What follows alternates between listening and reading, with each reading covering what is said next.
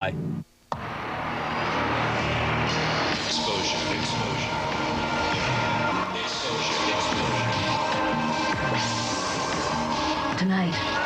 Maximum Exposure with director Tim Burton's first live-action film.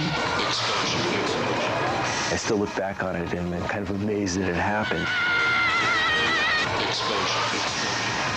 Plus, witness the ultimate mousetrap in action. Then, Red Riding Hood returns with a vengeance.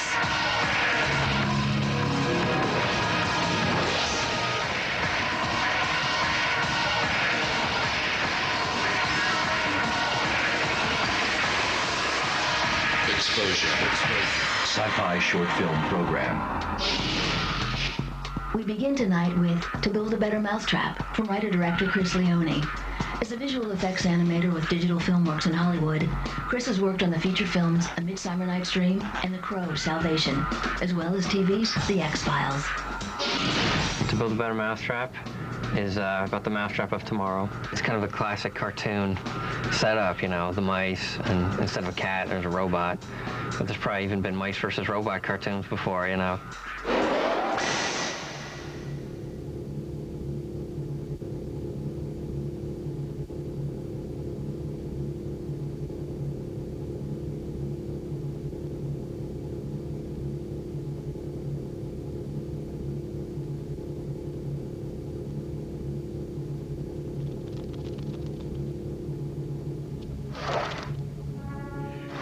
Mouse problems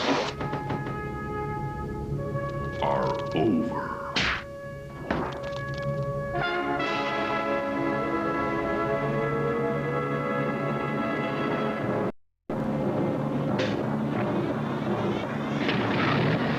Introducing the Merchant of Death. 2000!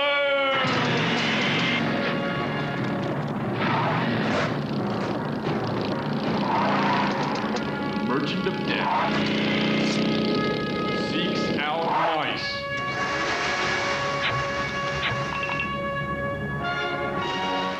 and destroys them.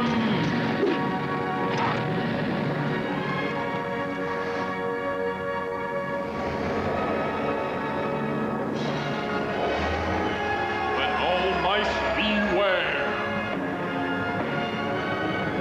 The future science of tomorrow.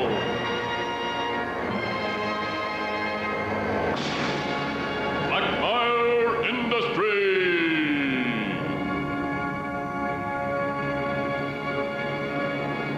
To Build a Better Mousetrap creator Chris Leone. You know, originally I just thought it was funny. The mousetrap I wanted to be as scary as possible, as threatening and completely violent, and also able to hold, you know, this whole array of weapons. I had kind of functions for every weapon, and I didn't even have time to use every one. I mean, the violence isn't really funny unless you actually like the mice, you know. It wasn't a statement on violence or anything at all.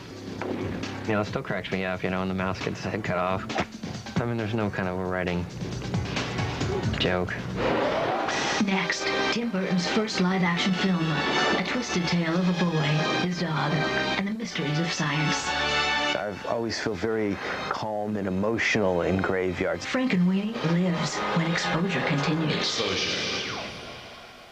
Witness your final destruction. The galactic chain reaction. Monday, beginning at 9 a.m. on Sci-Fi Channel. Today at IBM.com, we're talking about... Now, a maximum exposure with director Tim Burton. Known for his often daring feature films, Burton began as an animator for Disney, where his unique style clashed with the studio, but they still allowed him to create two rather personal short films, Vincent and the live-action Frankenweenie. After doing Vincent, developed this other project, Frankenweenie, and again, was somewhat amazed that that it happened. It was originally designed to sort of go out with a re-release of Pinocchio. Ultimately didn't end up going out with Pinocchio because it got a PG rating. Well, it was a funny time because it was a little bit like that show The Prisoner. You're in this sort of setting, you know, and you kind of have every everything you need and want, and yet after a while it got to be sort of working in a vacuum because I was having the opportunity to do all these things, but they never sort of got out of the gates of the walls of Disney. I was always amazed that I was had the opportunity to do this.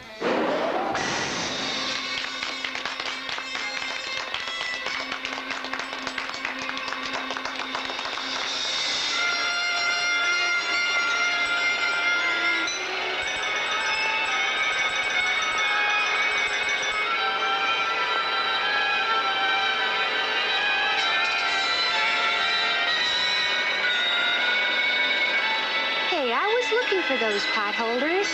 It went to a good cause. With director Tim Burton. Yes, it was fun making Frankenweenie. Yes, it was. Again, it's like a dream come true. When you're able to be on a set and see images sort of, especially, you know, animation's different. When you're there first time seeing live action elements come together and trying to create something, it's truly magical. Ever since I can remember, I loved monster movies, and I always felt that they sort of served as our fairy tales and sort of understanding the abstract horrors of life, but in a semi-safe way, you know, and always related to the monsters, and always found them to be much more human than most of the human characters in a lot of those films. After doing Vincent and Frankenweenie, you know, I had the great calling card of having the opportunity to have done a couple of short films, and Frankenweenie, you know, it was done somewhat in the studio system even then, you know, even for a short film, working, you know, in basically the studio system. So I had a supporter named Bonnie Lee, who was an executive at Warner Brothers, who had seen my work and basically talked me up for a film that they were doing at Warner's, which was Pee-wee's Big Adventure.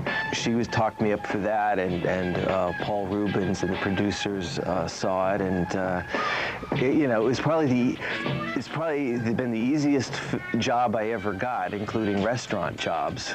That it's been actually much more difficult since then to get films going.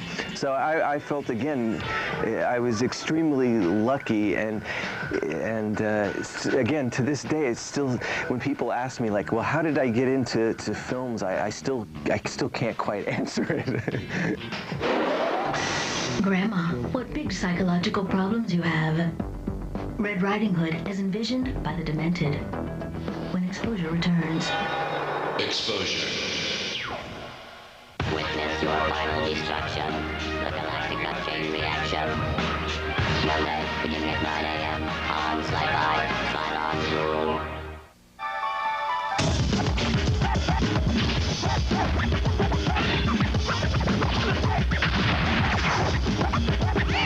Anime.sci-fi.com. Log on now. Exposure. Born in Munich, Germany, director Philipp Stossel's roots are in the theater.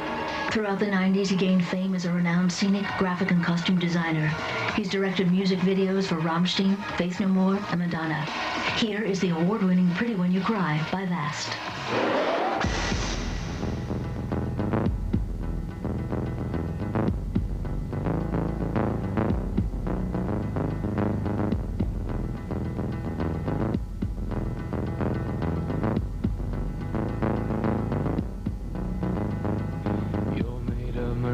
Baby, you're made of my sin.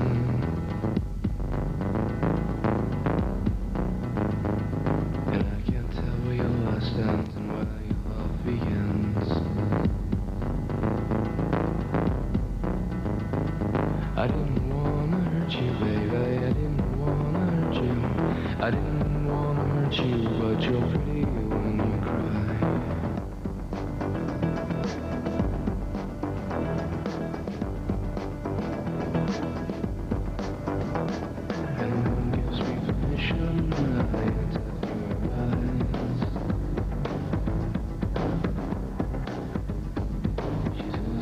Virginity and all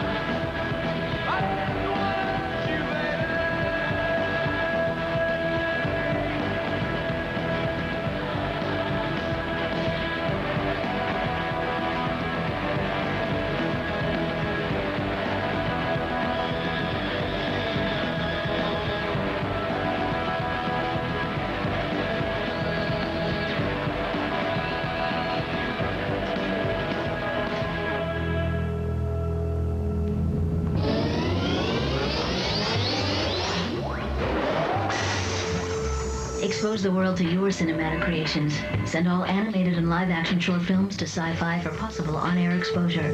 For more information, log on now to exposure.sci-fi.com. Then, re-expose yourself to tonight's short film selections and see extended interviews with their creators.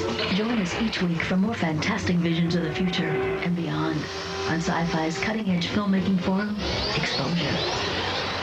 Exposure.